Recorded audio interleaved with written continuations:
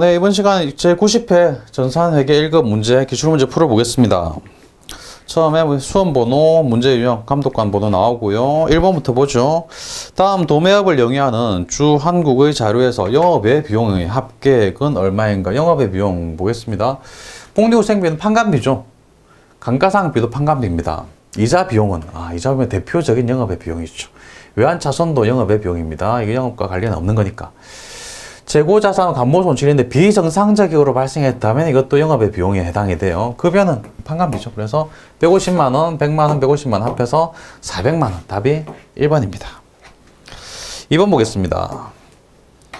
다음은 재무회계 개념체계에 대한 설명이다. 회계정보의 질적 특성 중 무엇에 대한 설명인가?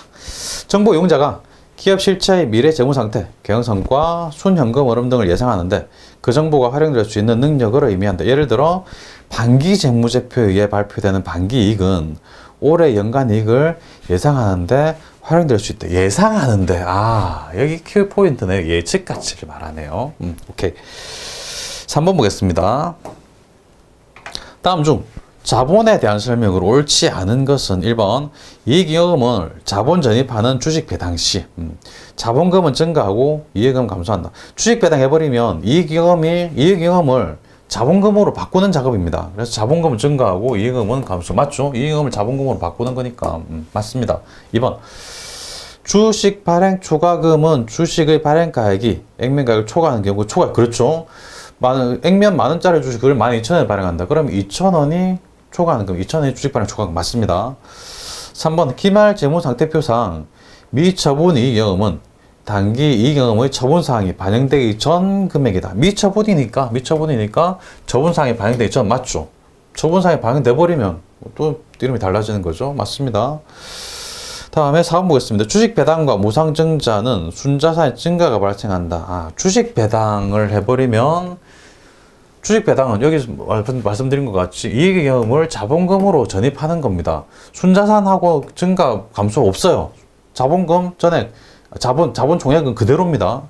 무상증자도 마찬가지예요. 돈 안 받고 그냥 자본금을 증가시키는 거죠. 그래서 자본 총액은 변함이 없어요.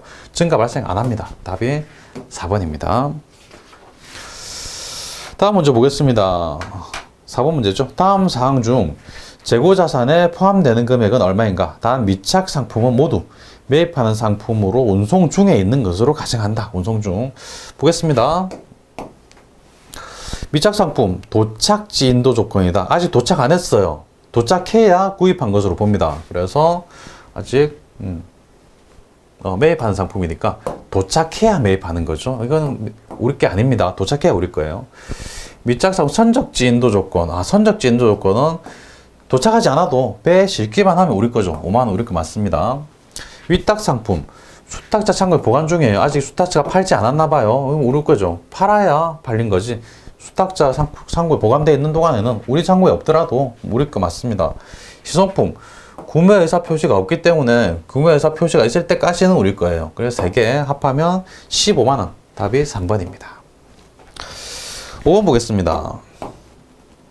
다음 거래를 모두 발행하였을 경우 나타날 결과에 대한 설명으로 옳은 것은 6월 1일 시장성 있는 주 세무의 주식 액면금액 5,000원 100주를 단기간 보유할 목적. 그러면 단기 매매 증권이죠. 주당 5,200원에 취득했다. 5,200원 취득. 취득 과정에 수수료 만원에 발생했다. 취득 부대 비용이긴 합니다만은 단기 매매 증권의 경우에는 수수료 비용으로 처리하죠. 그래서 비용입니다. 비용. 보겠습니다. 8월 2일 주 세무로부터 중간 배당으로 주당 300원씩 수취했다. 주당 100주니까 100주에 동안 300원이면 3만원이네요. 3만원. 3만원 배당금 수익입니다. 수익. 3만원 수익. 9월 1일 주 세무의 주식 100주를 주당 5,100원에 처분했다. 취득가액이 100주 취득가액이 주당 5,200원. 5,200원이었는데 5,100원에 처분했어요. 주당 100원 손해입니다. 100원 곱하기 100주니까 만원 손실. 일종의 비용이에요. 손실. 그렇다면 만원 비용 3만원 수익이니까 결과적으로 똔똔 상계시키면 결과적으로 만원이 이익이 증가합니다. 상계손익 증가예요. 그래서 만원 상계손익 증가. 답이 3번이죠. 6번으로 가겠습니다. 다음 내용을 수정 분기하는 경우 적절한 회계처리로 옳은 것은 보겠습니다. 임직원의 퇴직금과 관련하여 외부 금융기관에 보통예금 계좌에서 50만 원을 예치하면서 회계 담당자가 확정급여형 퇴직금으로 회계 처리하였다. 그러나 기업은 퇴직금을 확정기여형 퇴직연금으로만 운영하고 있다. 그럼 보겠습니다. 계좌에서 50만 원을 예치했으니까 일단 회계 처리한 거는 확정급여형으로 회계 처리해서 확정급여형에서는 퇴직급여라는 계정과목이 안 나오죠. 퇴직연금 운용자산입니다. 그래서 회계 처리한 거는 이렇습니다. 차변에 퇴직연금 운용자산 얼마? 50만 원. 대변에 보통예금 50만 원. 이렇게 회계 처리를 했던 거예요. 그런데 우리 회사는 기업은 퇴직금을 확정기여형으로 처리해요. 그럼 확정기여형에서는 퇴직급여로 처리하죠. 퇴직급여 50만 원, 대변에 보통예금 50만 원 이렇게 분계를 해야 된다는 겁니다. 이게 잘못한 거고요. 이게 바르게 한 거라는 거죠. 근데 수정 분계를 하라고 해요. 수정 분계를 하는 거는 잘못 회계 처리한 거를 뭐 제대로 한 걸로 수정하는 건데 잘못 처리한 거 차변에 퇴직연금 운용자산이 있으니까 이걸 없애주기 위해서는 대변에 쓰면 없어지겠죠. 대변에 퇴직연금 운용자산 50만 원 써주고 차변에 퇴직급여가 와야 됩니다. 그래서 차변에 퇴직급여 50만 원 이렇게 써주면 되죠. 대변에 보통예금은 대변은 잘 썼어요. 대변은 잘했고 차변만 잘못 썼으니까 차변에 잘못 쓴 퇴직연금 운용자산 차변에 있는 걸 대변에 써서 없애주고 제대로 써야 될 퇴직급여 50만 원을 새로 써주는 거죠. 그래서 차변에 퇴직급여, 대변에 퇴직연금 운용자산. 그래서 답이 3번이 되겠네요. 3번. 7번으로 가겠습니다. 다음은 주서울의 제7기 재고자산 관련 자료이다. 선의선출법에 의한 기말재고자산 금액은 얼마인가? 기말재고를 구해라고 했어요. 선의선출법. 보니까 매출이 여기 있네요. 매출할 때 선의선출법이니까 기초재고부터 먼저 나가는 것이다. 그래서 매출 20개 했는데 이 20개는 전부 다 기초재고 20개가 나간 거죠. 그러면 기말에 남아있는 재고는 3월 14일에 10개, 그리고 1월 12일 거 10개, 이게 남아있겠죠. 그러면 10개 곱하기 120원 하면 1200원. 그 다음에 11월 20일 10개 곱하기 140원 하면 1400원. 합하면 2600원이 기말에 창고에 재고로 남아있는 겁니다. 그래서 답이 4번이 되는 거죠. 8번 보겠습니다. 다음 중 유동부채에 해당하는 금액을 모두 합하면 얼마인가? 유동부채를 물어봤습니다. 외상매입금 유동부채 맞죠? 선수금 미리 받은 거다. 유동부채 맞습니다. 계약금 받은 거. 단기차입금 단기니까 1년 이내 유동부채 맞습니다. 다음 미지급 비용 역시 유동부채죠. 다 유동부채 맞네요. 장기차입금은 장기자가 들어야 하니까 비유동인데 조건이 있습니다. 유동성 장기부채 30만 원 있다고 합니다. 그럼 30만 원도 유동성이니까 유동부채 맞죠. 그래서 10만 원, 15만 원, 7만 원, 5만 원, 30만 원 다 합하면 되는 거죠. 10만 원, 15만 원, 7만 원, 5만 원, 30만 원 다 합하면 67만 원. 답이 2번이네요. 67만 원. 오케이. 9번 가겠습니다. 9번.